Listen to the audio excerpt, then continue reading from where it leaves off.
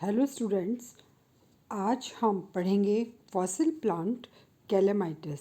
हमने इसके पहले लेक्चर्स में बहुत टाइम बाद हम पुनः फॉसिल प्लांट्स पर आ रहे हैं। हमने इसके पहले जो फॉसिल प्लांट्स पढ़े थे उनमें था आपका राइनिया पढ़ा था आप लोगों ने, और आपको जो है इनके बारे में भी बताया था कि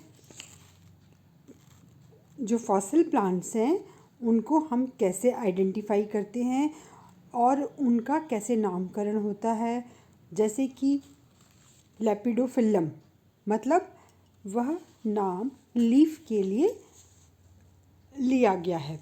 अब हम बात करेंगे कैलेमाइटिस।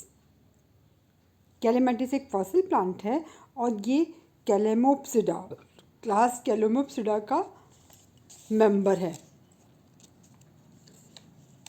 कैलेमाइटिस का जो शब्द है वो इसके पित्त से लिया गया है कि इसके पित्त के जो इसका पित्त था कि उसको आइडेंटिफाई किया गया, उसको जब देखा गया तो इसको नाम दिया गया कैलेमाइटिस। वैसे इसका जो पूरा प्लांट बॉडी है वो स्पोरोफिटिक होता है और ब्रांचेस में सेकेंडरी ग्रोथ पाई जाती है। कोन में ब्रैक्ट्स और स्पोरेंजियोफोर दोनों आपस में अल्टरनेट वर्ल में होते हैं, मतलब एक जो वर्ल है वो तो स्टेराइल ब्रैक्ट्स की होगी और एक हो गया स्पोरेंजियोफोर की। और जो ये कैलेमाइटिस है ये फॉसिल हॉर्सटेल ग्रुप का एक सदस्य है जो कि डिवोनियन काल में था। कहाँ मिला था ये? कार्बोनिफेरस पीरियड के डिवोनियन काल में मिला था।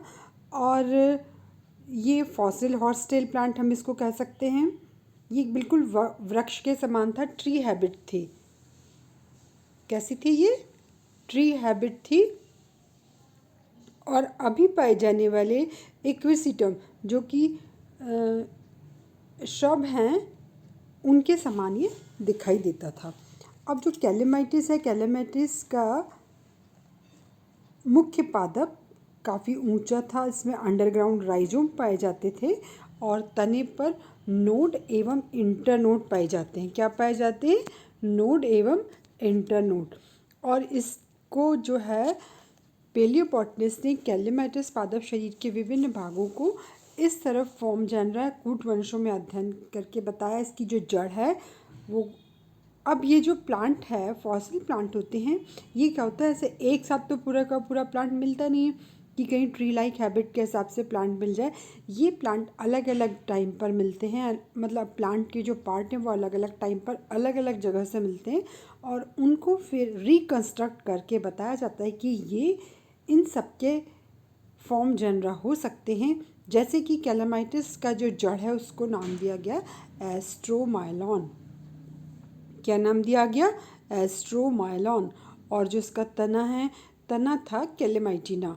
कैलेमाइटिस वर्ड जो आया वो कैलेमाइटिना से आया है। और इसकी जो लीव्स हैं, लीव्स को नाम, लीव्स थी एन्यूलेरिया। लीव्स को क्या नाम दिया गया था? एन्यूलेरिया।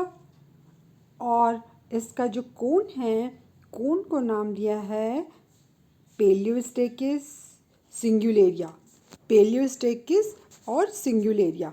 अब ये देखो, हमने भी बताया कि कैलेमाइटिस एक वृक्ष के समान था, बहुत बड़ा वृक्ष नहीं था पर एक वृक्ष के समान संरचना थी। तो आप देखिए, आपको ये जो कैलेमाइटिस की तीन जो जेनरा बताए हैं या इनमें थोड़ा थोड़ा इनमें अंतर है और इसके आधार पर इनको जो नाम दिए गए हैं। देखो, पहला है स्टाइलोकैलेमाइटिस। पहला क्या है? स्टाइलोकैलेमाइटिस। अब ये जो स्टाइलोकैलेमाइटिस है, फिर है आपका कैलेमाइटिना। क्या नाम है? ये वाला कैलेमाइटिना। अब देखो, इसकी एक्सटर्नल मॉर्फोलॉजी, बाह्य संरचना, इसकी बाह्य संरचना और इसकी बाह्य संरचना में अंतर है। मतलब जो इनका ब्रांचिंग पैटर्न है वो बिल्कुल अलग है।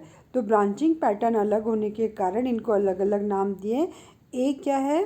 स्टाइलोकैलेमाइटिस। बी है कैलेमाइटिना और सी है यूकेलेमाइटिस। तो ये इसके एक्सटर्नल मॉर्फोलॉजी के आधार पर और इनके नोड और इंटरनोड से लीफ का जो अरेंजमेंट है उसके आधार पर ये 3 प्रकार के हैं। अब यदि हम देखें कि ये जो तीनों प्रकार हैं ये अधिकतर इसके स्टेम पर, क्योंकि इसकी ग्रोथ जो इसका ग्रोथ पैटर्न है, इसकी वृद्धि के कारण ही कि इसमें किस तरह से वृद्धि होती है, तो उसके आधार पर ही इनको ये 3 भाग है ना, 3 भाग के हम कह सकते हैं, 3 प्रकार के हैं। पहला है यूकेलेमाइटिस। अब ये जो यूकेलेमाइटिस है इसमें अपन देखें तो तने की जो लीव्स हैं या जो स्टेम की ब्रांचिंग है वो अल्टरनेट दिखाई दे रही है ना। अल्टरनेट कैसे, ये देखो जैसे ये एक इधर फिर एक ये फिर एक ये, तो ऐसे इधर इधर ऐसे अल्टरनेट होंगी। फिर है आपका स्टाइलोकेलेमाइटिस और कैलेमाइटिना। अब जो कैलेमाइटिना है, कैलेमाइटिना में क्या है, ऐसा लगता है जैसे कि कैलेमाइटिना में क्या लग रहा है कि एक बिल्कुल स्टेम तो इसका बहुत मोटा सा है और इसमें नोड है और इंटरनोड है। ये देखो इसमें क्या क्या है, ये नोड और इंटरनोड, देखो ये है नोड और ये इंटरनोड, ये नोड ये इंटरनोड, तो नोड और इंटरनोड हैं इसमें। और इसके नोड पर छोटी छोटी ब्रांचेस निकलती है जिनको हम सेकेंडरी ब्रांचेस कह सकते हैं। और पत्तियां जो हैं वो वर्ल में हैं, किस तरह से लगी हुई हैं, एक चक्र में लगी हुई हैं, वर्ल में लगी हुई हैं। अच्छा, अब यदि हम बात करें इसकी इंटरनल स्ट्रक्चर ऑफ स्टेम की, तो इसका जो इंटरनल स्ट्रक्चर है, तने का जो अनुप्रस्थ काट है उसको हम आराम से देख के बता सकते हैं 3 भागों में बटा हुआ है। जो सबसे अंदर वाला पार्ट है वो पित्त, फिर बाहर वाला है कॉर्टेक्स, और कॉर्टेक्स दिख रहा है ना आपको, पित्त, और ये जो कॉर्टेक्स है, और सबसे उसके अंदर है आपका स्टील भी है ना। अब ये पित्त तो आपको बहुत क्लियर दिख रहा है क्योंकि इसमें पित्त जो है वो काफ़ी बड़ा है। पित्त कैसा है, ये बहुत सारे कोशिकाओं से बना है। अब इसमें स्टील भी दिख रही है। अब ये स्टील की पूरी एक वैस्कुलर बंडल की एक रिंग दिखाई दे रही है। क्या दिखाई दे रही है, रिंग दिखाई दे रही है। अच्छा, अब जो कैलेमाइटिस है, तो कैलेमाइटिस में सेकेंडरी वुड है पाई जाए दिखाई, मतलब सेकेंडरी वुड में जो है एनुअल रिंग्स नहीं पाए गए थे। सेकेंडरी वुड तो थोड़ी बहुत बनी है इसमें, लेकिन इसमें एनुअल रिंग्स नहीं पाए गए थे। तो हम जो है ये बता सकते हैं कि उस समय की जो क्लाइमेट था, मतलब जहाँ पर ये प्लांट उगते थे वहाँ का जो क्लाइमेट था वो वेरिएट नहीं कर रहा था, क्योंकि एनुअल रिंग्स जो होती हैं तो उनमें 2 तरह की दिखाई देते हैं, तो उसमें नहीं दिखाई दे रहा। तो सेकेंडरी ग्रोथ तो है पर एनुअल रिंग्स नहीं दिखाई दे रही। और लीव्स की बात करें तो इसकी जो लीव्स है उनको हम निम्न फॉर्म जेनरा में या कूट जेनरा में देख सकते हैं। पहला है आपका एन्यूलेरिया, पहला क्या है, एन्यूलेरिया। दूसरा है एस्ट्रोफाइलाइटिस, एस्ट्रोफाइलाइटिस, एन्यूलेरिया और एस्ट्रोफाइलाइटिस। अब ये देखो आपको, यदि हम दोनों का जो है स्ट्रक्चर वैसे ही अलग दिख रहा है, ये एन्यूलेरिया की बात करते हैं। देखो एन्यूलेरिया में क्या है कि जो लीव्स है वो नोड पर हैं और ये 8 से 13 संख्या में लीव जो है इसके बिल्कुल बेस पर जुड़ी हुई है, ऐसा फ्लावर लाइक स्ट्रक्चर दिख रहा है। तो एक चक्र में जितनी भी लीफ है उनकी आकृति अलग अलग प्रकार की हो सकती है ना, और ये वर्ल में। अब तो ये तो होगी आपकी एन्यूलेरिया। फिर ये है आपका ये वाला जो लीफ पैटर्न है, इसको नाम दिया है एस्ट्रोफाइलाइटिस।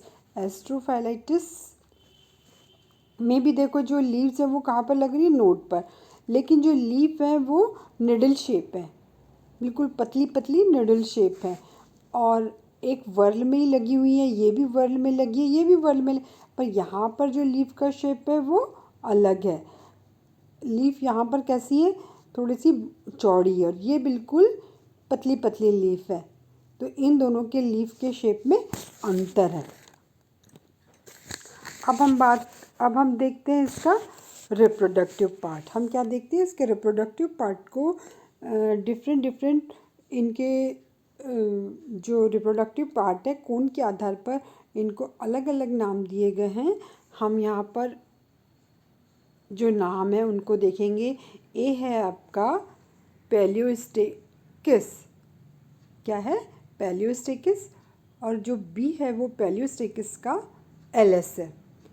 तो आप देखो ये इसमें आपको जो है कोन बिल्कुल डेंस दिखाई दे रहा है और इसमें स्पोरेंजियोफोर के बीच बीच में स्टेराइल ब्रैक्ट। तो इसमें अभी आपको बताया था इसके पहले भी कि एक वर्ल तो स्पोरेंजियम की होती है और एक वर्ल स्टेराइल ब्रैक्ट्स की होती है।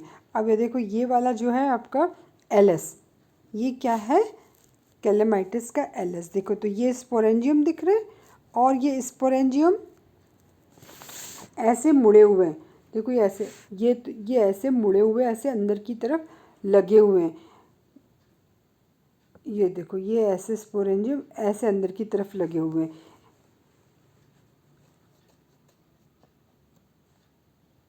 और इसमें स्टेराइल ब्रैक्ट्स भी पाए जाते हैं और स्पोरेंजियम पाया जाता है। स्टेराइल ब्रैक्ट्स पाए जाते हैं और स्पोरेंजियम पाया जाता है। तो ये